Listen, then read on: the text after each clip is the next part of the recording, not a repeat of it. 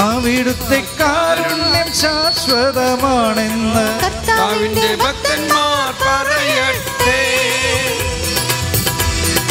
അവിടുത്തെ കാരുണ്യം ശാശ്വതമാണെന്ന് ഇസ്രായേൽ പറയട്ടെ.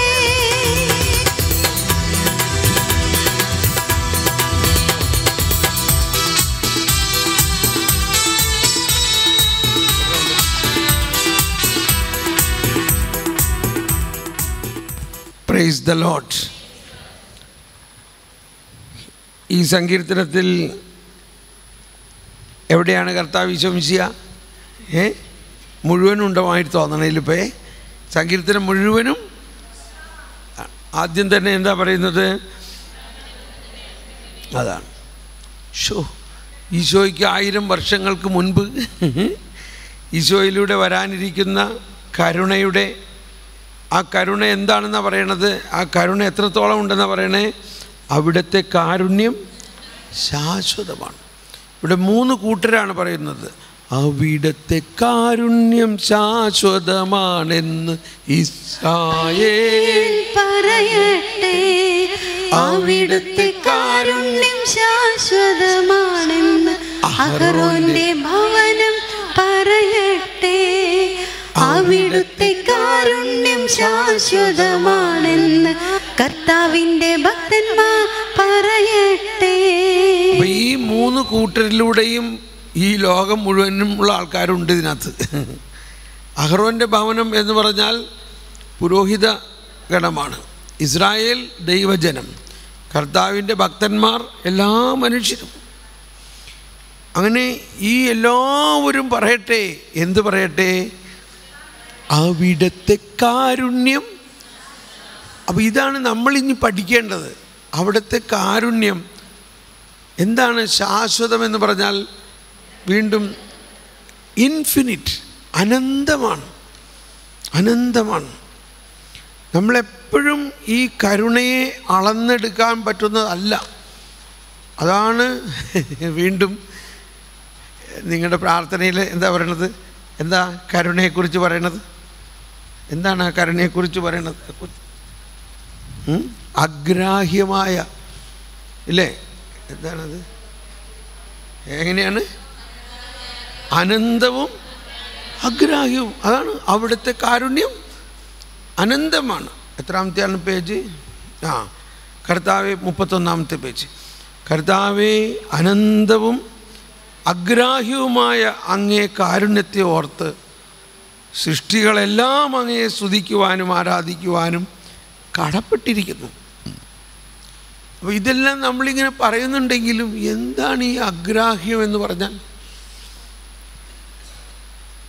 സകലത്തിൻ്റെ നാഥ, നിന്നെ ഞങ്ങൾ സ്തുതിക്കുന്നു. ഈശോ മിശിഹായെ, നിന്നെ ഞങ്ങൾ പുകഴ്ത്തുന്നു. എന്തുകൊണ്ടെന്നാൽ നീ ഞങ്ങളുടെ ശരീരങ്ങളെ ഉയർപ്പിക്കുന്നവനും ആത്മാക്കൾ.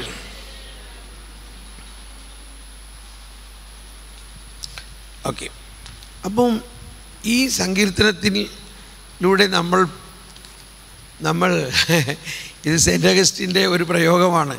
ആ സങ്കീർത്തനമാകുന്ന ഗോണിയിലൂടെ കയറി ആ രക്ഷാകര പന്തലിലേക്ക് വരണം. ഇതൊരു ഗോണി പോലെയാണ് ശരിക്കും. ഈ സങ്കീർത്തനത്തിൽ ഒരു ഗോണിയുണ്ട്. എന്താണ് ഇതിനകത്തുള്ള ഗോണി? നീതിയുടെ കവാടങ്ങൾ എനിക്കായി തുറന്നു തരിക. ഞാൻ അവയിലൂടെ പ്രവേശിച്ച് കർത്താവിനു നന്ദി പറയട്ടെ. നമുക്കിന്ന് അതിനകത്തേക്ക് കയറാൻ പറ്റുമെന്ന് നോക്കാം. എന്താണ് ദൈവനീതി? ദൈവനീതി എന്ന് പറയുന്നത് ഈ കരുണയാണ്. കരുണയുടെ ഏറ്റവും വലിയ അവസ്ഥയാണ് ദൈവനീതി. അത് മനസ്സിലാക്കുക വളരെ ബുദ്ധിമുട്ടാണ്. ജ്ഞാനത്തിലൂടെ മാത്രമേ, ദൈവിക ജ്ഞാനത്തിലൂടെയും ദൈവിക വെളിപാടിലൂടെയും ആണിത് മനസ്സിലാക്കാൻ പറ്റുകയുള്ളൂ. അതുകൊണ്ട് നമ്മുടെ മാനുഷികമായ എല്ലാ കാൽക്കുലേഷനുകളെയും തൽക്കാലത്തേക്ക് അവിടെ നിർത്തുക. ശവം എവിടെയുണ്ടോ അവിടെ കഴുകന്മാരുണ്ട് എന്ന് പറയുന്നതിൻ്റെ അർത്ഥം നമ്മുടെ മാനുഷികമായ ബോധ്യങ്ങളെ ഒരു ശവം പോലെ അതിൻ്റെ പ്രവർത്തനരഹിതമാകുമ്പോഴാണ് ദൈവികമായ സൂപ്പർ നാച്ചുറൽ റെവലേഷൻസ് നമുക്ക് കിട്ടുക എന്നർത്ഥം. നമ്മൾ അതിനകത്തേക്ക് രാവിലെ മുതലിങ്ങനെ ഒരുങ്ങി വരികയാണ്. അതുകൊണ്ട് ഇപ്പം ശരിയാവണം. നീതിയുടെ കവാടങ്ങൾ എനിക്കായി തുറന്നു തരിക, ഞാൻ അവയിലൂടെ പ്രവേശിച്ച് കർത്താവിനു നന്ദി പറയട്ടെ. പണിക്കാർ ഉപേക്ഷിച്ചു കളഞ്ഞ കല്ല് മൂലക്കല്ലായി തീർന്നു. ഇതാണ് ഇതിൻ്റെ പ്രധാന രഹസ്യം. കണ്ടോ, കൃത്യം കർത്താവ് ഈശോ മിശിഹായെ കുറിച്ചല്ലേ പറയുന്നത്. അപ്പോൾ പണിക്കാർ ഉപേക്ഷിച്ച് കളഞ്ഞ കല്ല് മൂലക്കല്ല്. നീതിയുടെ വാതിൽ എന്നെല്ലാം പറയുമ്പോൾ അതാണ് ഞാൻ ഇന്നലെ കുർബാനയിൽ അത് പാടാൻ പറഞ്ഞത്. കുർബാനയിൽ നമ്മൾ പാടുന്നില്ലേ, നീതിയുടെ വാതിൽ ഞങ്ങൾക്കായി തുറക്കണമേ, തിരുസന്നിധിയിങ്കൽ പാപികളെ വരെയും മാടി വിളിച്ചവനാ, അനുതാപികളാമേവർക്കും വാതിൽ തുറന്നു കൊടുത്തവനാം കരുണാമയനാം കർത്താവേ, നിൻ സവിധേ വന്ദനവരദം, നിൻ സ്തുതികൾ ഞങ്ങൾ പാടട്ടെ. യോഹന്നാന്റെ സുവിശേഷത്തിൽ 10-ാം അധ്യായത്തിലും പറയുന്നുണ്ട്, ഐ ആം ദ ഡോർ, ഞാനാണ് വാതിൽ. ഈ വാതിൽ എന്ന് മലയാളത്തിൽ പറയുമ്പോൾ ഒരു വാക്കാണ്. ഇതാണ് സുവിശേഷത്തിൽ അല്ലെങ്കിൽ വിശുദ്ധ ലിഖിതങ്ങളുടെ പഠനത്തിൽ അറിയേണ്ട മറ്റൊരു കാര്യം. നമ്മുടെ മലയാള ഭാഷയിൽ പരിമിതങ്ങളായ വാക്കുകളേ ഉള്ളൂ. ഇപ്പോൾ സ്നേഹം എന്നതിന് ഒറ്റ വാക്കേ ഉള്ളൂ നമുക്ക് മലയാളത്തിൽ. ദൈവസ്നേഹത്തിന് സ്നേഹമെന്ന് പറയും, മനുഷ്യസ്നേഹത്തിന് സ്നേഹമെന്ന് പറയും, ഒരു ജഡിക സ്നേഹത്തിന് സ്നേഹമെന്ന് പറയും, മൃഗങ്ങളെ സ്നേഹിക്കുന്നതിന് സ്നേഹമെന്ന് പറയും. പക്ഷേ മൂലഭാഷകളിൽ അങ്ങനെയല്ല. മൂലഭാഷകളിൽ ദൈവസ്നേഹത്തിന് വേറൊരു പേരാണ്, മനുഷ്യസ്നേഹത്തിന് വേറൊരു പേരാണ്. അപ്പോൾ ഉദാഹരണത്തിന് നമ്മൾ അഗാപ്പെ, ഹീലിയ, ഈറോസ്, കണ്ടോ, 3 വ്യത്യസ്ത പേരുകളാണ്. എന്ന മാതിരി ഈ വാതിൽ എന്ന് മലയാളത്തിൽ പറയുന്ന ആ വാക്കല്ല മൂല ഗ്രന്ഥത്തിൽ അതിൽ ഉപയോഗിക്കപ്പെട്ടിരുന്നത്. അപ്പോൾ വാതിൽ തൊഴുത്തിൻ്റെ വാതിലും ആകാം, ആട്ടുംകുട്ടിൻ്റെ വാതിൽ, വീടിൻ്റെ വാതിൽ, പള്ളിയുടെ വാതിലിന് വാതിൽ എന്നല്ല പറയാം. മനസ്സിലായിട്ടുണ്ടോ? അപ്പോൾ അങ്ങനെയൊക്കെ ചില ഇവിടെ പറയുന്നത് ദൈവനീതിയുടെ വാതിൽ, നീതിയുടെ വാതിൽ, ദൈവനീതിയുടെ വാതിൽ. അപ്പോൾ അവിടെ പറയാണ്, ഈശോ പറയാണ്, ഐ ആം ദ ഡോർ, ഞാനാകുന്നു വാതിൽ. ഇപ്പം ഇന്നലെ അച്ഛൻ പറഞ്ഞില്ലേ യോഹന്നാൻ്റെ സുവിശേഷത്തിലെ സ്പെഷ്യൽ എക്സ്പ്രഷൻ ഐ ആം, അങ്ങനെ 7 ഐ ആം ഉണ്ട് അതിനകത്ത്.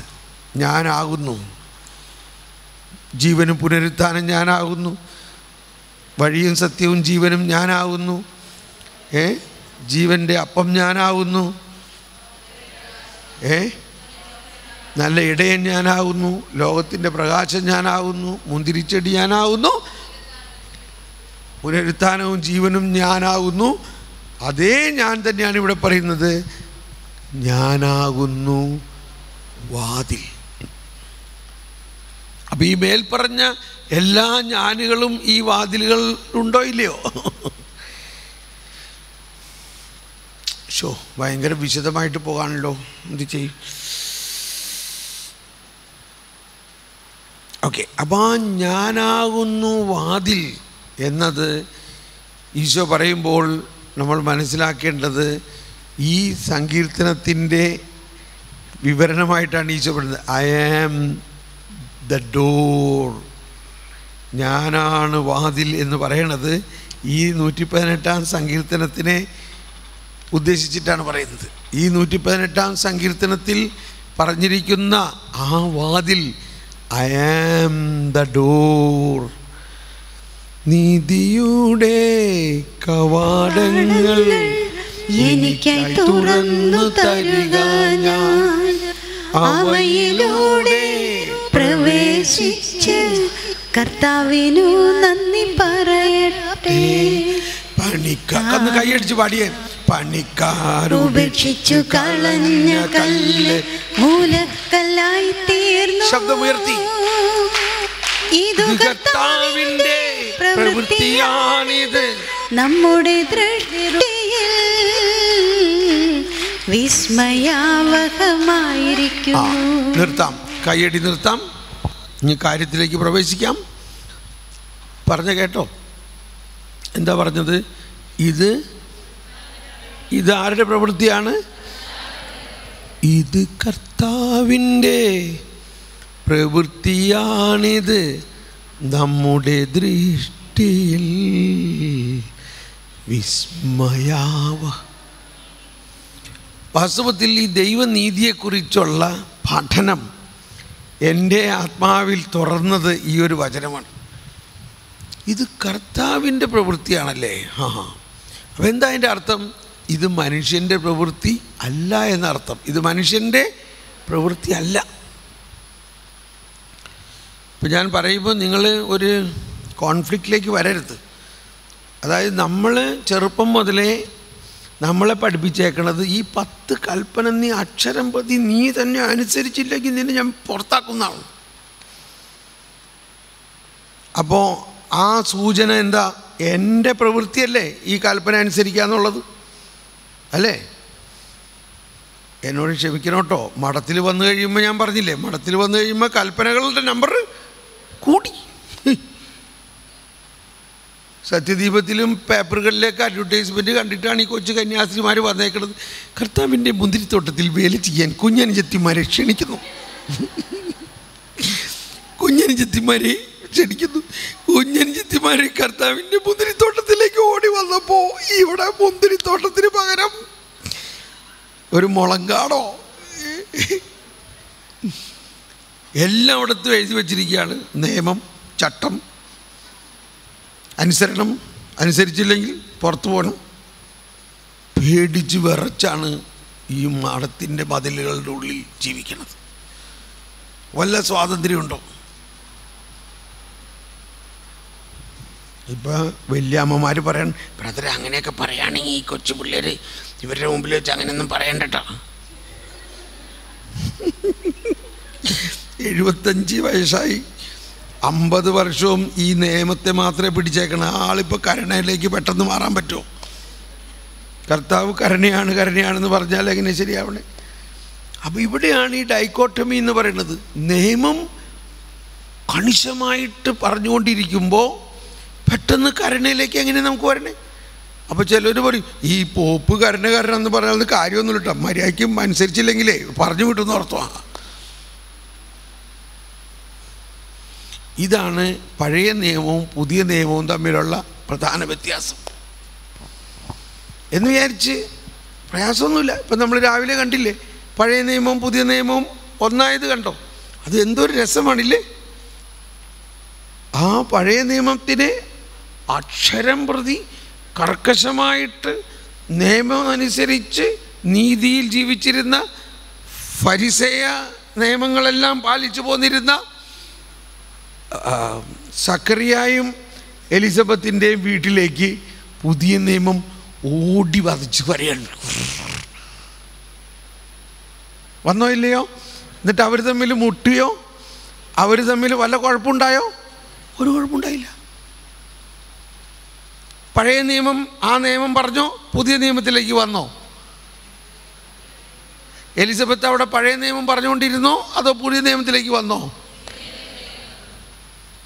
വാസ്തവത്തിലൊരു കുഴപ്പമില്ല. എനിക്ക് തോന്നുന്നത് ഇത് നല്ലൊരു അടയാളമാണ് ഇല്ലേ? എലിസബത്ത് നമ്മുടെ പഴയ കന്യാസ്ത്രീ, മറിയം പുതിയ കന്യാസ്ത്രീ. ആ രീതിയിൽ നമ്മൾ ചിന്തിക്കണം. ഇപ്പോൾ ഓൾറെഡി നമുക്കൊരു സൂചനയൊക്കെ കിട്ടിയിട്ടുണ്ട്. ഫരിസേയ മനോഭാവം മാറ്റണമെന്നുള്ളത് ഒരു ആശയമാണ് ഇല്ലേ? ആശയമൊന്നുമല്ല, സംശയമില്ല അതിന്. ഓക്കെ, അപ്പോൾ ഇവിടെ ഞാനീ പറഞ്ഞു വരുന്നത് ഇത് കർത്താവിൻ്റെ, ഒന്ന് പറഞ്ഞ്, ഇത് കർത്താവിൻ്റെ പ്രവൃത്തിയാണിത്, നമ്മുടെ ദൃഷ്ടിയിൽ വിസ്മയാവഹമായിരിക്കുന്നു. അപ്പോൾ ഈ ദൈവനീതി എന്ന് പറയുന്നതും രക്ഷ എന്ന് പറയുന്നതും വാസ്തവത്തിൽ ഒന്ന് തന്നെയാണ്. ഈ രക്ഷിക്കുക, വിശുദ്ധീകരിക്കപ്പെടുക, നീതീകരിക്കപ്പെടുക, ശക്തീകരിക്കപ്പെടുക, മഹത്വീകരിക്കപ്പെടുക, ഇതെല്ലാം ആരുടെ പ്രവൃത്തിയാണ്? കർത്താവിൻ്റെ പ്രവൃത്തിയാണ്. അപ്പോൾ നമ്മൾ എന്താ ചെയ്യേണ്ടത്? നമ്മളതെല്ലാം റിസീവ് ചെയ്യുക. We are only recipient. നമ്മളത് സ്വീകരിക്കുക.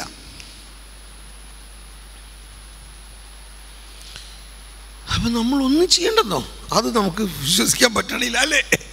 പ്രത്യേകിച്ച് നമ്മുടെ പഴയ കന്യാസ്ത്രീമാർക്ക് എന്നുവെച്ചാൽ നമ്മൾ പഴയ ചട്ടങ്ങളും നിയമങ്ങളും അനുസരിച്ച് നമ്മുടെ പ്രവൃത്തിയിൽ അധിഷ്ഠിതമായ ഒരു ആത്മീയതയാണ് നമ്മളെ പഠിപ്പിച്ചേക്കുന്നത്.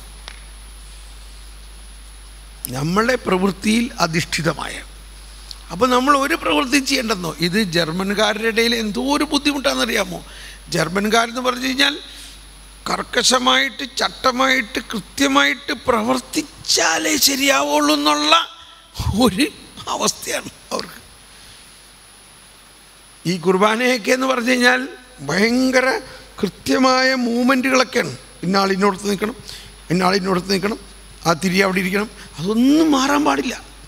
അതിലാണ് ശ്രദ്ധ. അപ്പോൾ നമ്മളെന്ത് സംഭവിക്കുന്നു? അങ്ങനെയുള്ള കാര്യങ്ങളിൽ ശ്രദ്ധിക്കുമ്പോൾ നമ്മുടെ പ്രവർത്തനത്തെയും അതിൻ്റെ ചട്ടങ്ങളെയും അതിൻ്റെ കൃത്യതകളെയും ശ്രദ്ധിക്കുമ്പോൾ ഇവിടെ പരിശുദ്ധാത്മാവിനെ കുറിച്ച് ശ്രദ്ധിക്കാൻ സമയമില്ല. അതാണ് സങ്കീർത്തനത്തിൽ യേശുവിന് 1000 വർഷങ്ങൾക്ക് മുമ്പ് തന്നെ എഴുതിയിരിക്കുന്നത്. ഇത് കർത്താവിൻ്റെ പ്രവൃത്തിയാണ്, നമ്മുടെ ദൃഷ്ടിയിൽ വിസ്മയാവഹമാണ്. അപ്പോൾ നമ്മുടെ ദൃഷ്ടിയിൽ വിസ്മയാവഹമായ ഒരു കാര്യം നമ്മൾക്ക് കിട്ടണമെങ്കിൽ എന്ത് ചെയ്യണം? അങ്ങനെയാണ് ഞാൻ ജ്ഞാനത്തിലേക്ക് പ്രവേശിച്ചത് കേട്ടോ. നമ്മുടെ ദൃഷ്ടിയിൽ ഈ വിസ്മയാവഹമായ ഒരു കാര്യം പിന്നെ എങ്ങനെ എനിക്ക് മനസ്സിലാവും?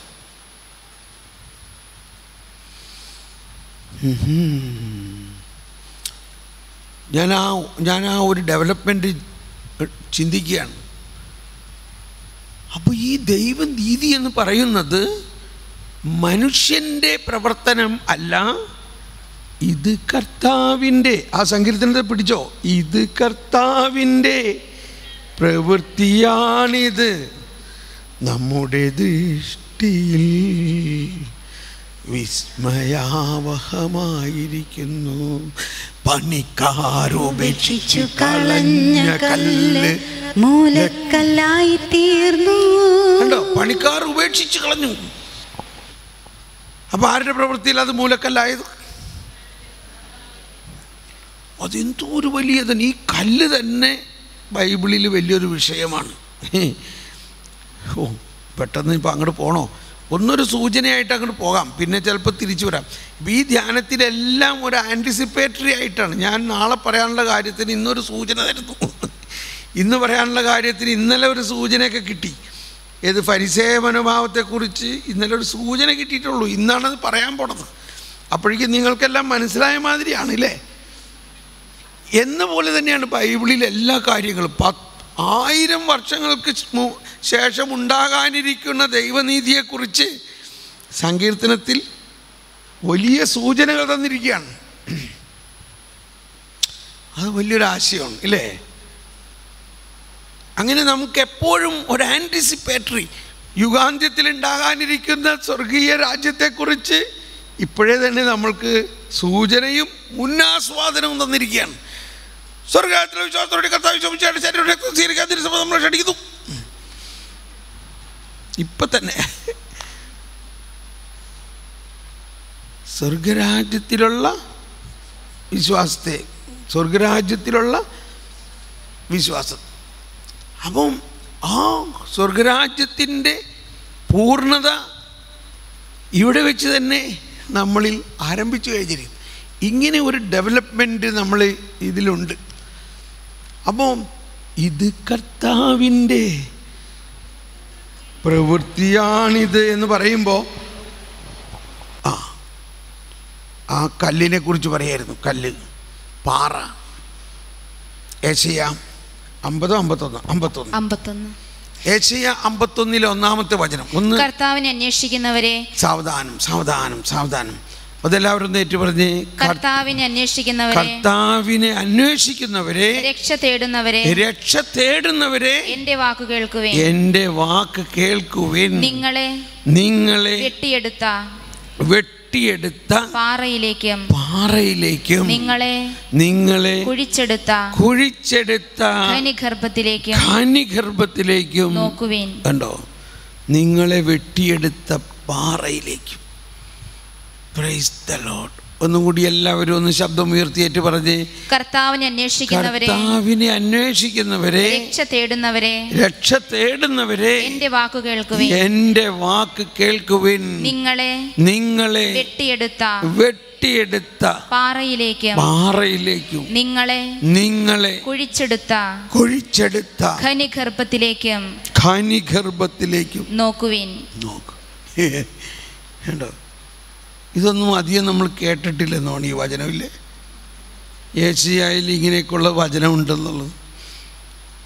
ഇത് ഏശയ്യായിൽ കർത്താവിൻ്റെ ദാസൻ 1, കർത്താവിൻ്റെ ദാസൻ 2, ഇത് കർത്താവിൻ്റെ ദാസൻ 3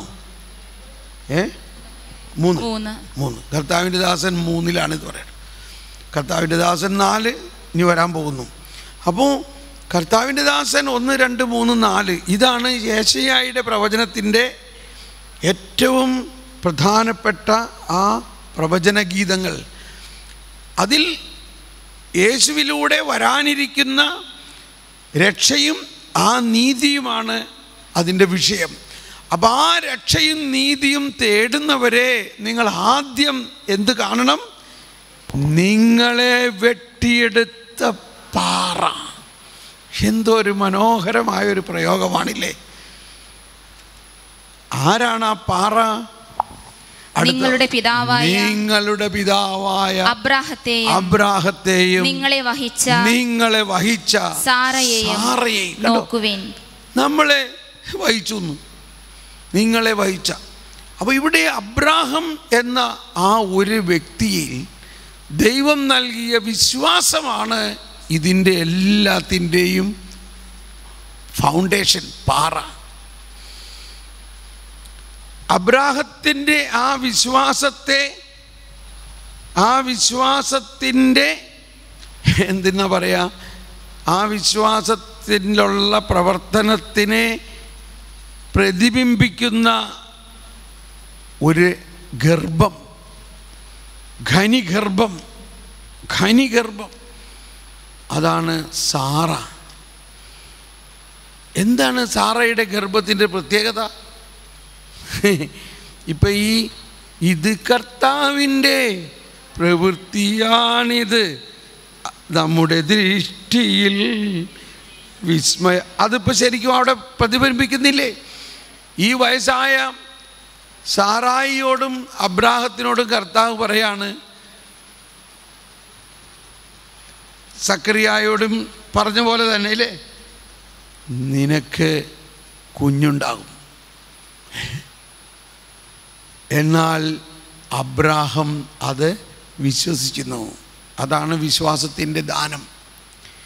അപ്പോൾ ഈ വയസ്സായ അബ്രാഹത്തിന് കുഞ്ഞുണ്ടാകുമെന്ന് അബ്രാഹം വിശ്വസിക്കുന്നത് അബ്രാഹത്തിൻ്റെ പ്രവൃത്തിയിലൂടെ കുഞ്ഞുണ്ടാകുമെന്നാണോ വിശ്വസിക്കുന്നത്? അല്ല, ഇത് കർത്താവിൻ്റെ പ്രവൃത്തിയാണത്. അതാണ്. അങ്ങനെയെല്ലാം പറഞ്ഞ് കുഞ്ഞിനെ പ്രതീക്ഷിച്ചിരിക്കുമ്പോൾ കുറേ വർഷമായിട്ടും വീണ്ടും കുഞ്ഞുണ്ടാവണില്ല. നമ്മൾ എന്തെങ്കിലും ഒരു സന്ദേശം കിട്ടിയാൽ ഉടനെ സംഭവിക്കണമെന്നാണല്ലോ നമ്മുടെ ആഗ്രഹം. കുഞ്ഞുണ്ടാവണമെന്ന് പറഞ്ഞ് പിറ്റേ ദിവസം കുഞ്ഞുണ്ടാവുമോ? ഒരു വർഷം കഴിഞ്ഞ് കുഞ്ഞില്ല, വീണ്ടും വർഷം കഴിഞ്ഞ് കുഞ്ഞില്ല. സാറ ആകെ അക്ഷമയായി പറയും, നീ ആ വേലക്കാരിയുടെ കൂടെങ്കിലും പോയിട്ടൊരു കുഞ്ഞുണ്ടാക്കണം. അങ്ങനെയൊക്കെ ചെയ്തു, എന്തോ ആവട്ടെ. അങ്ങനെ കുറേ ദിവസം കഴിഞ്ഞപ്പോൾ സാറായി കുറേയും കൂടി വയസ്സായി, ഇല്ലേ? കുറേയും കൂടി വയസ്സായി എന്ന് പറഞ്ഞാൽ എന്താ അർത്ഥം? കുറേയും കൂടി വയസ്സായി എന്ന് പറഞ്ഞാൽ എന്താ അർത്ഥം? സാറ മെനോപ്പസിലേക്ക് പ്രവേശിച്ചു. അതോടെ കഴിഞ്ഞു പരിപാടി. ഇനി കുഞ്ഞുണ്ടാകാനുള്ള വല്ല ചാൻസ് ഉണ്ടോ സാധാരണഗതിയിൽ? അപ്പോൾ വാസ്തവത്തിൽ അതാണ്, ദൈവം ആ നാച്ചുറൽ ഫാക്കൽറ്റിയെ അങ്ങ് ഇല്ലാതാക്കി. അതിനുവേണ്ടി നോക്കിയിരിക്കുകയായിരുന്നു കർത്താവ് ഇത്ര നാളും. ഇവള് മെനസ്ട്രേഷൻ പീരീഡ് ഇല്ലാതാകട്ടെ. ഇപ്പം അവളുടെ മെനസ്ട്രേഷൻ പീരീഡ് ഉണ്ടായിരുന്ന കാലഘട്ടത്തിലാണ് കുഞ്ഞുണ്ടായിരുന്നതെങ്കിൽ അതിൽ അതിസ്വാഭാവികത വല്ലതുണ്ടോ? അത്രയുമില്ല, അല്ലേ? അപ്പോൾ ദൈവത്തിന് അതിസ്വാഭാവികതയുടെ സൂപ്പർ നാച്ചുറലിൻ്റെ ആ ലെവലിലേക്കാണ് കൊണ്ടുവരുന്നത്. ഇത് കർത്താവിൻ്റെ പ്രവൃത്തിയാണെന്ന് ലോകം അറിയണമെങ്കിൽ അവളുടെ ഗർഭം വരണ്ട അവസ്ഥയിൽ, ഗർഭം വരണ്ടു എന്ന് പറഞ്ഞാൽ മെനസ്ട്രേഷൻ പീരീഡ് ഇല്ല. ഒന്ന് ആലോചിച്ച് നോക്കിയേ കുറച്ചും കൂടി വിശദമായിട്ട് എന്താണ് മെനസ്ട്രേഷനിൽ നടക്കുന്നത്. ഈ ഫെർട്ടിലൈസേഷന് വേണ്ടിയുള്ള അണ്ഡം ഓവറിയിൽ നിന്നും ഗർഭപാത്രത്തിലേക്ക് വരും, ഇല്ലേ? ഇപ്പം പീരീഡ് ഇല്ലെങ്കിൽ ഓവറിയിൽ നിന്ന് അണ്ഡം ഗർഭപാത്രത്തിൽ വരുന്നില്ല. അപ്പോൾ അണ്ഡമില്ലാണ്ട് എങ്ങനെ ഗർഭം ധരിക്കും?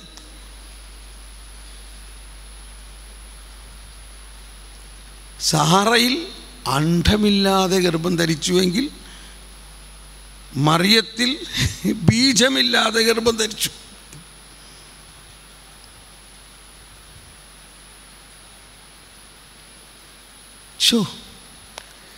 അപ്പോൾ ഇവിടെയെല്ലാം നമ്മൾ മനസ്സിലാക്കേണ്ടത് മനുഷ്യൻ്റെ പ്രവൃത്തികളാണോ അവിടെ? മനുഷ്യൻ്റെ പ്രവൃത്തിയാണോ? മനുഷ്യൻ്റെ പ്രവൃത്തിയേ അല്ല. I think it's A good beginning. ഇപ്പം ശരിയാവുന്നുണ്ടില്ലേ? കറക്റ്റ് ആവുന്നുണ്ടില്ലേ? ഈ രക്ഷ അന്വേഷിക്കുന്നവരെ, ഈ രക്ഷ തേടുന്നവരെ, ഈ നീതി തേടുന്നവരെ നിങ്ങളെ വെട്ടിയെടുത്ത പാറയിലേക്കും നിങ്ങളെ കുഴിച്ചെടുത്ത ഖനിഗർഭത്തിലേക്കും നോക്കുവിൻ. ഭയങ്കര പോസിറ്റീവായിട്ട് ചിന്തിക്കണം കേട്ടോ. നമ്മൾക്ക് വിശ്വാസം നൽകിച്ചത് എവിടെ നിന്നാണ്? ഇന്ന് നമ്മൾക്കുള്ള വിശ്വാസത്തിൻ്റെ മൂലമാണ് ഈ പറയുന്നത്. അതൊരു പാറയിൽ നിന്നാണ്, അതൊരു ഖനിയിൽ നിന്നാണ്. രണ്ടും വ്യത്യസ്തമാണ്, എന്നാൽ രണ്ടും ഭയങ്കര ഡെപ്താണ്. രണ്ടിലും പ്രവൃത്തി കർത്താവിൻ്റെയാണ്, മനുഷ്യൻ്റെ അല്ലേ അല്ല. സാറായിയുടെ ഗർഭം വരണ്ടോ, അവളുടെ മാനുഷികമായ ഒരു കഴിവിൻ്റെ 1% പോലും അവിടെ ഇല്ല കുഞ്ഞിനെ ഗർഭം ധരിക്കാൻ. അങ്ങനെ ഇരിക്കെ കർത്താവ് അബ്രാഹത്തിനോട് പറയുകയാണ്, അടുത്ത വസന്തത്തിൽ നിനക്ക് സാറ പ്രസവിക്കും. സാറ ചിരിക്കാതിരിക്കോ? സാറയ്ക്ക് പുഞ്ചിരി വന്നു. അതുകൊണ്ട് ആ കുഞ്ഞിൻ്റെ പേരാണ് പുഞ്ചിരി. ഐസക്കിൻ്റെ പേരിൻ്റെ അർത്ഥം എന്താ? പുഞ്ചിരി എന്നാണ് അർത്ഥം. ആ പുഞ്ചിരി സഭാപിതാക്കന്മാരെല്ലാം പറയുന്നത്, ആ പുഞ്ചിരി ഒരു പ്രോഫറ്റിക് ആണ്, ഒരു പ്രോഫറ്റിക് ആണ്, ഒരു പ്രവചനമാണ് ആ പുഞ്ചിരി. അബ്രാഹവും പുഞ്ചിരിച്ചു കുഞ്ഞുണ്ടാവുമെന്ന് പറഞ്ഞപ്പോൾ. ഞാൻ ഈ വയസ്സായ എനിക്ക് കുഞ്ഞുണ്ടാവുന്നു. പക്ഷെ വിശ്വസിച്ചു, കർത്താവേ നീ പറഞ്ഞാൽ പറഞ്ഞത് തന്നെയാണ്. അപ്പോൾ ഇവിടെ ഇത് കർത്താവിൻ്റെ പ്രവൃത്തിയാണിത്, നമ്മുടെ ദൃഷ്ടിയിൽ വിസ്മയാവ. അപ്പോൾ ഈ രക്ഷാകര പദ്ധതി തന്നെ, രക്ഷാകര പദ്ധതി ദൈവത്തിൻ്റെ നീതിയുടെ പദ്ധതിയാണത്. മനുഷ്യൻ്റെ നീതിയുടെയോ മനുഷ്യൻ്റെ പ്രവൃത്തിയുടേതോ അല്ല എന്നത് ഈ പാറയിൽ നിന്നും ഈ ഖനിഗർഭത്തിൽ നിന്നും വ്യക്തമാണ്. ഇല്ലേ? വ്യക്തമാണോ ഇല്ലയോ? അബ്രാഹത്തിന് ദൈവം ദാനമായി കൊടുത്ത വിശ്വാസത്തിൻ്റെ ഉള്ളടക്കമാണത്. അബ്രാഹത്തിന് ദൈവം വിശ്വാസം കൊടുത്തു. ആ വിശ്വാസത്തിൻ്റെ ഉള്ളടക്കം അത് നമ്മൾ ഇനി പഠിക്കാനുണ്ട്. ഇത്രയും വിശ്വസിക്കുക. അബ്രാഹം വിശ്വസിച്ചുവെങ്കിൽ ദൈവം ദാനമായിട്ട് കൊടുത്തുകൊണ്ടല്ലേ. അബ്രാഹം വല്ല സുറിയാനിക്കാരനായിരുന്നോ, അല്ലെങ്കിൽ അബ്രാഹം ഏത് ജാതിക്കാരനായിരുന്നു? ഒരു ജാതി ഉണ്ടായിരുന്നില്ല. അബ്രാഹം ഒരു വിജാതീയനായിരുന്നു. അബ്രാഹം ഒരു വിജാതീയനായിരിക്കുകയല്ലേ കർത്താവ് വിശ്വാസം കൊടുത്തത്. അപ്പോൾ അബ്രാഹത്തിൻ്റെ പ്രവൃത്തി കൊണ്ടാണോ അബ്രാഹത്തിന് വിശ്വാസം കിട്ടിയത്? അല്ല. ഇതൊക്കെ റോമർ 4-ാം അധ്യായത്തിലുണ്ട് കേട്ടോ. അപ്പോൾ ഉണങ്ങിയ ഗർഭത്തിൽ, മെനസ്ട്രേഷൻ പീരീഡ് ഇല്ലാത്ത അവസ്ഥയിൽ സാറായി ഗർഭം ധരിക്കുമെന്ന്, അല്ലെങ്കിലേ അവർ എന്താ പറയുക, വന്ധ്യ എന്നല്ലേ പറയാം അല്ലേ? വന്ധ്യയായിരുന്നു. അപ്പോൾ ഇതൊക്കെയാണ് സങ്കീർത്തനങ്ങളിലും ഏഷ്യായിലെല്ലാം പറയുന്നത്. ഉണങ്ങി വരണ്ട ഭൂമി പറുദീസ പോലെ ആകുമെന്ന് പറയുന്നതും, വരണ്ട ഭൂമിയിൽ ഒരു ഫൗണ്ടൻ ഉണ്ടാകുമെന്ന് പറയുന്നതും, വരണ്ട ഭൂമിയിൽ നീരിറവ് ഉണ്ടാകുമെന്ന് പറയുന്നതിൻ്റെ എല്ലാ അർത്ഥം ഇതാണ്. അങ്ങനെ വരണ്ട ഭൂമി, അങ്ങനെ വരണ്ട ഗർഭത്തിൽ അനുഗ്രഹം അനുഗ്രഹം അനുഗ്രഹം പുതുജീവൻ ഉദിക്കുന്നു. ഒരു കുഞ്ഞ് ജനിക്കാൻ യാതൊരു സാധ്യതയുമില്ലാതിരിക്കുമ്പോൾ കുഞ്ഞ് ജനിക്കുന്നു. അങ്ങനെ അതൊരു കഥയല്ല, ഇതൊരു മിത്തല്ല, ഇതൊരു സത്യം സംഭവിച്ച കാര്യമാണ്. ഇത് സംഭവിച്ചോ ഇല്ലയോ? ഇത് സംഭവിച്ചോ? ആ സംഭവത്തിൽ ദൈവം പ്രവർത്തിച്ചതല്ലേ? അതിൻ്റെ നല്ലേ ഇസഹാക്ക് ജനിച്ചതും ആ രക്ഷാകര പദ്ധതിയുടെ വിശ്വാസത്തിൻ്റെ ആ മൂലം ഉത്ഭവിക്കുകയാണ്. അതാണ് ഈ സങ്കീർത്തനത്തിൽ പറയുന്നത്, ഇത് കർത്താവിൻ്റെ പ്രവൃത്തിയാണിത്, നമ്മുടെ ദൃഷ്ടിയിൽ. അബ്രാഹത്തിന് കൊടുത്ത ആ വിശ്വാസത്തിൽ ഉണ്ടായിരുന്ന ഒരു കഴമ്പ്, അതൊന്ന് വായിക്കാം.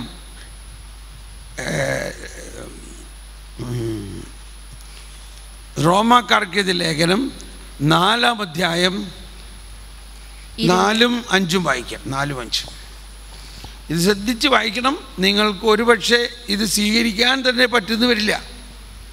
ജോലി ചെയ്യുന്നവൻ്റെ കൂലി കണക്കാക്കപ്പെടുന്നത് ദാനമായിട്ടല്ല, അവകാശമായിട്ടാണ്. പ്രവൃത്തികൾ കൂടാതെ തന്നെ പാപിയെ നീതീകരിക്കുന്നവനിൽ വിശ്വസിക്കുന്നവൻ്റെ വിശ്വാസം നീതിയായി പരിഗണിക്കപ്പെടുന്നു. വല്ലതും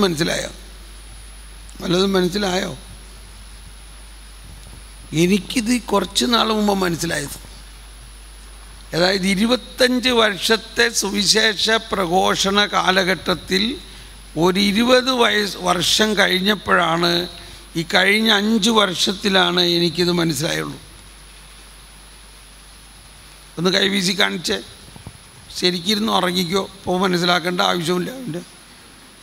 കാരണം ഇത് കർത്താവിൻ്റെ പ്രവൃത്തിയാണ്. നമ്മൾ മനസ്സിലാക്കിയിട്ട് എന്താ കാര്യം? വിസ്മയാവഹമാണ്. അതുകൊണ്ട് ഉറങ്ങുമ്പോഴും പ്രബോധനം തരും. ആ കണക്കനുസരിച്ച് നമുക്ക് നീങ്ങാം. എനിക്കും ഉറക്കം വരുന്നുണ്ട്. ഇന്നലെ എന്നെ ഉറക്കിയിട്ടില്ല എന്ന് പറയാം വാസ്തവത്തിൽ. ഒന്ന് പല്ലുവേദന, 2 എല്ലാവരും പടപടയെന്ന് എവിടെയൊക്കെ എണിക്കുന്നുണ്ട്, പ്രാർത്ഥിക്കുന്നുണ്ട്. 3:30 എത്ര മണിക്ക് എണിറ്റു? 4 മണിക്ക് നിങ്ങളൊക്കെ എണിറ്റല്ലേ? എന്നെ 3:30 എണിപ്പിച്ചു. ഇന്നലെ ചെയ്ത്താൻ വന്നോ? ആരുടെ അടുത്തേക്കൊക്കെ പിശാച് വന്നു? എൻ്റെ അടുത്ത് പിശാചൊന്നും ഓർക്കാൻ സാധനമില്ല. എൻ്റെ അടുത്ത് അങ്ങനെ പിശാചൊന്നും പോരാറൊന്നുമില്ല. അവനറിയാം ഇയാളുടെ അടുത്ത് പോയിട്ടൊരു പ്രയോജനമൊന്നും. അപ്പം നിങ്ങളുടെ അടുത്ത് ആരുടെ അടുത്തെങ്കിലും പിശാച് ഇന്നലെ വന്നോ? വന്നില്ല, കുഴപ്പമില്ല. പക്ഷേ ജ്ഞാനത്തിന് വേണ്ടിയുള്ള പ്രാർത്ഥന ഇന്നലെ നന്നായിട്ട് നടന്നു തോന്നുന്നുണ്ട്. ഇന്ന് രാവിലെ അതുകൊണ്ട് നല്ലൊരു ഒഴുക്കുണ്ട് കേട്ടോ. പിന്നെ അതുകൊണ്ട് ഉറക്കവുമുണ്ട്. നമുക്കപ്പോൾ എന്ത് ചെയ്യാം? ഉറങ്ങുമ്പോഴും ജ്ഞാനം പ്രബോധനം രാത്രിയിലും പ്രസരിക്കും എന്നുള്ള ഒരു വകുപ്പ് നമുക്കെടുത്ത് പോകാം. അതുകൊണ്ട് ഉറങ്ങണവർ സുഖമായിട്ട് ഉറങ്ങട്ടെ. ഞാൻ ഉറങ്ങാതെ നോക്കിയാൽ മതി, നിങ്ങൾ ഇല്ലേ? Alright, okay. ശ്രദ്ധിക്കണം. ആ വചനം എല്ലാവരും ഒന്ന് കരമുയർത്തി ഏറ്റു പറഞ്ഞ്. ജോലി ചെയ്യുന്നവന്റെ കൂലി കണക്കാക്കപ്പെടുന്നത് ദാനമായിട്ടല്ല അവകാശമായിട്ടാണ്. പ്രവൃത്തികൾ കൂടാതെ തന്നെ പാപിയെ നീതീകരിക്കുന്നവനിൽ വിശ്വസിക്കുന്നവന്റെ വിശ്വാസം നീതിയായി പരിഗണിക്കപ്പെടുന്നു. ഇതിൻ്റെ ആദ്യത്തെ ഭാഗം പറയണത് എന്തെന്നാ? ഈ വിശ്വാസം ദാനമായിട്ടല്ലേ കിട്ടിയത്, അല്ലേ? ഒരുവനെ കൂലി കിട്ടുന്നത് ദാനമാണോ? കണ്ടോ, കൂലി അവൻ ജോലി ചെയ്തതിൻ്റെയാണ് കൂലി കിട്ടുന്നത്. ദാനമായിട്ട് കിട്ടുന്നതിന് കൂലിയാണെന്ന് പറയാൻ പറ്റുമോ? അതാണ്, ദാനവും കൂലിയും തമ്മിൽ വ്യത്യാസമുണ്ട്. അതാണ് ആദ്യം പറയുന്നത്. വിശ്വാസം നമുക്ക് ദാനമായിട്ട് കിട്ടിയിരിക്കുന്നതാണ്. അതിനുവേണ്ടി നമ്മൾ എന്തെങ്കിലും ചെയ്യണോ? അപ്പോൾ ഇതെല്ലാം ഞാൻ പറയുമ്പോൾ ഞാൻ നിങ്ങളെ ആരെയും വിധിക്കുകയോ കുറ്റപ്പെടുത്തുകയോ അല്ല. ചില കാര്യങ്ങൾ പറയാൻ വേണ്ടി ചില സങ്കല്പങ്ങൾ ഉപയോഗിക്കുകയാണ്. നമ്മളിൽ പലരും വിശ്വസിക്കുന്നത് ഞാൻ കുറേ നല്ല പ്രവൃത്തികളൊക്കെ ചെയ്യുകയാണെങ്കിൽ ഈശോനെ എന്നെ ഇഷ്ടമാവുന്നതാണ്. സാധാരണ നമ്മളല്ല, നീ നല്ല കാര്യങ്ങളൊക്കെ ചെയ്യുകയാണെങ്കിൽ ഈശോന് നിന്നെ ഇഷ്ടമാവും. കാര്യം ശരിയായിരിക്കും, പക്ഷെ അത് തെറ്റാണ്. ഈശോനെ അല്ലാണ്ട് തന്നെ നമ്മൾ ഇഷ്ടമാണ്. അപ്പം അത് പറയുമ്പോൾ നല്ല പ്രവൃത്തി ചെയ്യാതിരിക്കാൻ നമ്മൾ പുഷിയല്ല. നമ്മളൊരു സത്യം മനസ്സിലാക്കണോ? നമ്മൾ നന്മ പ്രവൃത്തി ചെയ്യണത് കൊണ്ടാണോ നമ്മളെ ഇഷ്ടം?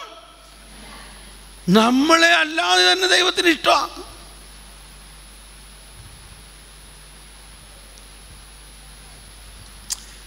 അതാണ് ഇവിടെ പറയുന്നത്.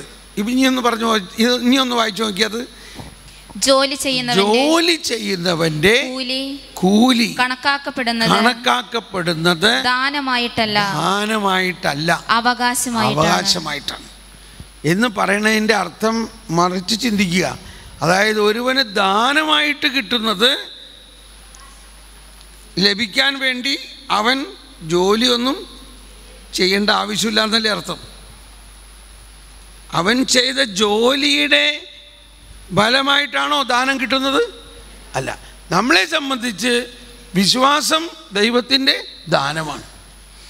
അപ്പോൾ ആ വിശ്വാസത്തിൽ വളരാനോ വിശ്വാസം ലഭിക്കാനോ ജോലി വല്ലതും ചെയ്യണോ? ചെയ്യണ്ട. അപ്പോൾ എന്തിനാണ് നമ്മൾ ജോലിയെ അധിഷ്ഠിതമാക്കിയുള്ള ചില കാര്യങ്ങൾ നിശ്ചയിക്കുന്നത്? അതുകൊണ്ടാണ് നമ്മുടെ വിശ്വാസം വളരാത്തത്. നമ്മൾ പറയണം, നീ മര്യാദയ്ക്ക് നന്മ ചെയ്തോ, അല്ലെങ്കിൽ ദൈവത്തിന് എന്നെ ഇഷ്ടാവില്ല കേട്ടോ. അതുകൊണ്ട് നന്മ ചെയ്യണം, പേടിച്ചിട്ടാണ് നന്മ ചെയ്യണേ. അതുകൊണ്ട് നമ്മുടെ വിശ്വാസം നമ്മുടെ പ്രവൃത്തിയിൽ അധിഷ്ഠിതമായിരിക്കുന്നു.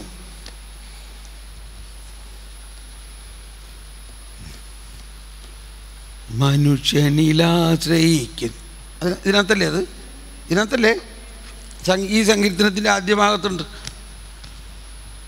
എന്ന് പറഞ്ഞാൽ നമ്മുടെ തന്നെ മാനുഷിക പ്രവർത്തനങ്ങളിൽ എവിടെയത് 118 മനുഷ്യനിൽ ആശ്രയിക്കുന്നതിനേക്കാൾ കർത്താവിൽ അഭയം തേടുന്നത് നല്ലത്. പ്രഭുക്കന്മാരിൽ ആശ്രയിക്കുന്നതിനേക്കാൾ കർത്താവിൽ അഭയം തേടുന്നത് നല്ലത്. ഓക്കെ, ഒന്നും സ്തുതിച്ച് പ്രാർത്ഥിക്കാം. പരിശുദ്ധാത്മാവേ ഞങ്ങളെ സഹായിക്കണേ, പരിശുദ്ധാത്മാവേ ഞങ്ങളെ സഹായിക്കണേ. ഓക്കെ, ഇപ്പോൾ ഒരു മുൻകരുതലെടുക്കണം. നമ്മളിപ്പോൾ പഠിക്കാൻ പോകുന്ന കാര്യം ഒരുപക്ഷെ നിങ്ങൾ ഇന്നേ വരെ കേട്ടിട്ടുണ്ടാവില്ല. ഒരുപക്ഷെ ഇത് മനസ്സിലാക്കാൻ വളരെ ബുദ്ധിമുട്ടുള്ളതാണ്. ഒരുപക്ഷെ അല്ല, പക്ഷേ ഒരുപക്ഷെ അല്ല, തീർച്ചയായിട്ടും. ഏത്? ഈ റോമർ 5:5 ഒന്നും കൂടി വായിച്ചേ, എല്ലാവരും ഒന്ന് നോക്കി വായിച്ചേ. പ്രവൃത്തികൾ കൂടാതെ തന്നെ, സാവധാനം വായിച്ചേ. പ്രവൃത്തികൾ കൂടാതെ തന്നെ പാപിയെ നീതീകരിക്കുന്നവനിൽ വിശ്വസിക്കുന്നവന്റെ വിശ്വാസം നീതിയായി പരിഗണിക്കപ്പെടുന്നു. ഒന്നുകൂടി ശരിക്കും നോക്കി. ചില സിസ്റ്റർമാരിങ്ങനെ പറയാറുണ്ട്, അതുമ്പോൾ ഞാനൊന്ന് തൊട്ട് വായിക്കട്ടെന്ന്. കാരണം യോഹന്നാൻ പറഞ്ഞു ഇങ്ങനെ വചനത്തെ ഞാൻ തൊട്ടു എന്ന്. അങ്ങനെ ഒന്ന് തൊട്ടൊക്കെ വായിച്ചോ? തൊട്ട് വായിച്ചെന്ന് ഒന്നുകൂടി വായിച്ചേ. പ്രവൃത്തികൾ കൂടാതെ തന്നെ പാപിയെ നീതീകരിക്കുന്നവനിൽ വിശ്വസിക്കുന്നവൻ്റെ വിശ്വാസം നീതിയായി പരിഗണിക്കപ്പെട്ടു. ഇങ്ങനെയൊക്കെയുള്ളത് പറയുമ്പോഴാണ് ഈശോ പറയുന്നത് കേൾക്കാൻ ചെവിയുള്ളവൻ കേൾക്കട്ടെ എന്നൊക്കെ പറയണത്. ഭയങ്കര, കാരണം ഇത് മനസ്സിലാകണമെങ്കിൽ പരിശുദ്ധാത്മാവിന് നമ്മൾ പൂർണ്ണമായിട്ട് വിധേയപ്പെടുകയും ദൈവിക ജ്ഞാനം നമ്മളിൽ തുറക്കപ്പെടുകയും ചെയ്യണം. ഇത് അങ്ങനെ ഇരിക്കട്ടെ. ഇന്നും നാളെയും മറ്റന്നാളും ഒക്കെ നമുക്ക് വീണ്ടും വീണ്ടും ഇതിനെക്കുറിച്ച് ചിന്തിക്കാം. ഈ ധ്യാനത്തിൻ്റെ 9 ദിവസത്തെ ധ്യാനത്തിലുണ്ടായ 1-2 അനുഭവം ഇങ്ങനെയാണ്. 9-ാം ദിവസം ഒരു സഹോദരി അവിടെ നിന്നിട്ട് ഭയങ്കര ചിരി. അപ്പോൾ കരിസ്മാറ്റിക്കുകാർ ചിരിച്ചാൽ ഇത്തിരി പ്രശ്നമാണെന്ന് എല്ലാവർക്കും അറിയാലോ. ചിലപ്പോൾ എന്തെങ്കിലും സമനില തെറ്റിപ്പോയ മാതിരി എല്ലാവർക്കും പേടിയായി, എന്ത് പറ്റിയാവും ഇതിന്. അപ്പോൾ പറയാണ് ഇപ്പോഴെനിക്കതിൻ്റെ അർത്ഥം മനസ്സിലായി. ഏത്? ഈ റോമർ 5:5 അർത്ഥം ഇപ്പം എനിക്ക് മനസ്സിലായി. അത്രേ ഉള്ളൂ കാര്യം. 9-ാം ദിവസം ധ്യാനം കഴിയുന്നതിന് 2 മണിക്കൂർ മുമ്പ് ഭയങ്കര എക്സൈറ്റ്. ഇപ്പോഴെനിക്കത് മനസ്സിലായി. ഓഹോ, ഇതാണല്ലേ. എന്നാൽ ഇനി അടുത്ത 5-9 ദിവസത്തെ ധ്യാനം എവിടെയാ? അതൊന്ന് കൂടി ശരിക്കും ഇതൊന്ന് പഠിക്കണം. അങ്ങനെ ശരിക്കും അവരൊന്ന് കൂടി. ഒരു പ്രൊഫസറാണ്. അങ്ങനെ ആയിരുന്നു ഇതിൻ്റെ ഒരു ഡെവലപ്മെൻറ്റ് ഉണ്ടാകാൻ പോകുന്നത്. നിങ്ങൾ ചിരിക്കൊന്നും വേണ്ട, എന്നാലും ചിരി വന്നാൽ ചിരിച്ചോട്ടോ. ഇതിപ്പോൾ നമ്മൾ കുറച്ച് പേരല്ലേ ഉള്ളൂ. നമുക്കങ്ങ് ഭയങ്കര എക്സൈറ്റ്മെൻറ്റ് വരും. ഭയങ്കര, അത്രയ്ക്ക് വലിയൊരു രഹസ്യത്തിലേക്കാണ് നമ്മൾ കടക്കാൻ പോകുന്നത്. കാരണം നമ്മൾ ഇത്രയും നാളും വിചാരിച്ചിരുന്നത് നമ്മുടെ പ്രവൃത്തി കൊണ്ടാണ് നമ്മൾ വിശുദ്ധീകരിക്കപ്പെടുക. നമ്മൾ 10 കൽപ്പന അക്ഷരം പ്രതി ഇത്രയും നാളും പാലിക്കാൻ നോക്കിയിട്ടും പാലിക്കാൻ പറ്റണില്ല. ഇനി ഞാൻ അതിനൊരു അറ്റ കൈ പറയട്ടെ. ശ്രദ്ധിക്കണേ, ഒന്ന് കൈ വീശി കാണിച്ചേ. ഇത് ഞാൻ പറയുമ്പോൾ നിങ്ങൾ എന്നെ മിസ്അണ്ടർസ്റ്റാൻഡ് ചെയ്യരുത്. കൽപ്പന പാലിക്കണമെന്ന് തന്നെയാണ് ഞാൻ പറയണത്. കൽപ്പന പാലിക്കുന്നതിന് വേണ്ടിയാണ് കർത്താവ് ഈശോ മിശിഹാ നമ്മളെ വന്നിട്ട് പറയാണ്. കർത്താവ് ഈശോ മിശിഹാ എന്താ പറയണേ? ഞാൻ വന്നിരിക്കുന്നത് കൽപ്പനകളെ റദ്ദാക്കാനല്ല, അതിനെ പൂർത്തിയാക്കാനാണ്. ഞാൻ എന്നാൽ മുൻകൂറായിട്ടത് പറയാം. എങ്ങനെയാണ്? ഞാൻ ഒരു പ്രാവശ്യം പറഞ്ഞു, എങ്ങനെയാണ് കൽപ്പന പൂർത്തിയാകുക? കൽപ്പനകളുടെ സാരാംശം സ്നേഹമാണ്. സിമ്പിൾ. പരിശുദ്ധാത്മാവിലൂടെ ഈ സ്നേഹം നമ്മുടെ ഹൃദയത്തിലേക്ക് അങ്ങ് നിറയ്ക്കും ഈശോ മിശിഹാ. പിന്നെ എളുപ്പമായോ ഇല്ലയോ? പിന്നെ എളുപ്പമായോ? പിന്നെ എളുപ്പമായി. അപ്പോൾ പരിശുദ്ധാത്മാവിനെ നമുക്ക് തന്നിരിക്കുന്നത് ഒരു പുതിയ കൽപ്പനയായിട്ടാണ്, ഒരു പുതിയ ഉടമ്പടിയായിട്ടാണ്. അതിന് പരിശുദ്ധാത്മാവിനെ നമുക്ക് തന്നിരിക്കുന്നതിലൂടെ പരിശുദ്ധാത്മാവ് നമ്മളെ സഹായിക്കുന്നു. എന്തിന് സഹായിക്കുന്നു? നീതീകരിക്കപ്പെടാൻ സഹായിക്കുന്നു, കൽപ്പന പൂർത്തിയാകാൻ സഹായിക്കുന്നു. നമ്മളങ്ങനെ ഒരു തെറ്റും ചെയ്യാത്തവരായിട്ട് മാറും. അപ്പോൾ ഒന്നുകൊണ്ട് പേടിക്കണ്ട, കൽപ്പന പൂർത്തിയാകും. പക്ഷേ നമ്മൾ ഇന്ന് വരെ പരിശ്രമിക്കുന്നത് നമ്മുടെ ശക്തി കൊണ്ട് കൽപ്പന പൂർത്തിയാക്കാനാണ്. മാത്രമല്ല നമ്മൾ മറ്റുള്ളവരെ കർക്കശമായിട്ട് പഠിപ്പിക്കുന്നു. നീ പരിശ്രമിക്കണം, നീ ഇത് ചെയ്യണം, നീ ഇങ്ങനെ ചെയ്തില്ലെങ്കിൽ നിനക്ക് രക്ഷയില്ല എന്ന് മാത്രമല്ല ശിക്ഷയുണ്ടാകും. ഈ ഒരവസ്ഥയിൽ ആണെങ്കിൽ അത് ദൈവനീതി അല്ല, അത് ദൈവനീതി അല്ല, അത് വിശ്വാസവുമല്ല.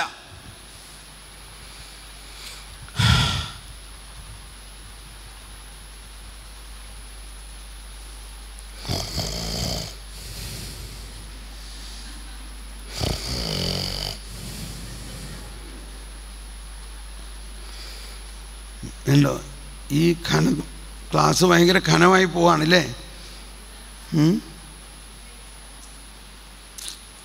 ഒന്ന് കൈവീശി കാണിച്ചേ, അല്ലെങ്കിൽ ഒന്ന് എഴുന്നേറ്റ് നിന്നൊന്ന് സ്തുതിച്ചേ എല്ലാവരും ഒന്ന്. യേശുവേ സ്തോത്രം, യേശുവേ. 10:30 ആയല്ലേ, ചായ കുടിക്കേണ്ട സമയമായി. വെറുതെ അല്ല, എന്നാൽ ഇരിക്കാം. ഒന്ന് സ്തുതിച്ചിട്ടിരിക്കാം, ഒന്ന് സ്തുതിച്ചിട്ട്. Hallelujah hallelujah hallelujah.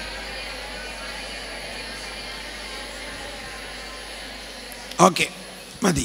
എല്ലാവരും ഇരിക്കാം. എന്നിട്ട് വേഗം ചായ കുടിക്കാൻ പോകാം.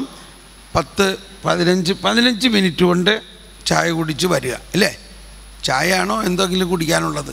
ഞാൻ ഇവിടെ തന്നെ ഇരിക്കാം. അത്യാവശ്യം എന്തെങ്കിലും സംശയം ആർക്കെങ്കിലും ചോദിക്കാനുണ്ടെങ്കിൽ ഇപ്പോൾ ഒന്ന് ചോദിക്കാം. യെസ്, വേഗം കുടിച്ചു വരിക.